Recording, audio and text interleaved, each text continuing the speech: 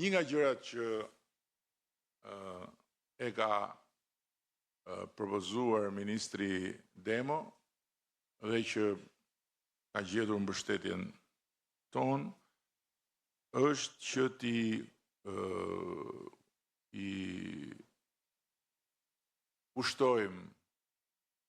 Unë këtë thash hajde në radhën e parë që të bësh komunikime telefonike, se unë e di që ti ke shumë ngarkesa, po prandaj ishe ulur në fund.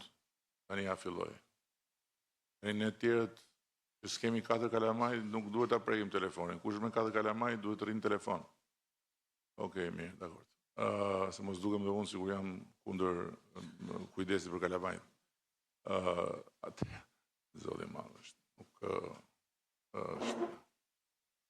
Po, kush nuk nxjerr mësime, se unë në fakt nuk nxjerr mësime në raport me ty. Në vend të isha lënë atje në fund, tash hajde këtu përpara.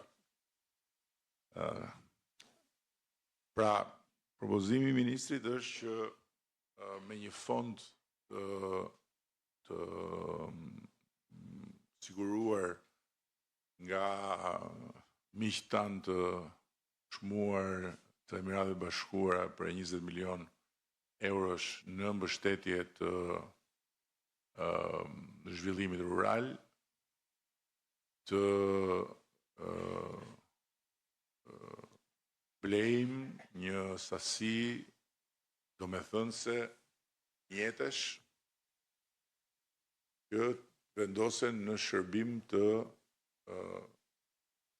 ullimit, në shërbim të pastrimit të gjithë kanaleve ulluese, kryesore dhe që të funksionojnë i pas nevojave të bashkive. Ne kemi një eksperiencë pozitive të krijuar me një projekt pilot të fondit të zhvillimit në qarkun e Dibrës, ku është krijuar një shoqëri e përbashkët dhe ku është vënë në funksion një flot e dedikuar për qoftë për pastrimin e kanaleve kulluese, qoftë për mirëmbajtjen e infrastrukturës rurale të rrugëve, qoftë për shtrimin e rrugëve të bardha. Ka funksionuar më së miri, kështu që tani është koha që me këtë fond ne ta rrisim kapacitetin dhe të krijojmë një logjistik që të jetë në dispozicion të bashkive sipas qarqeve.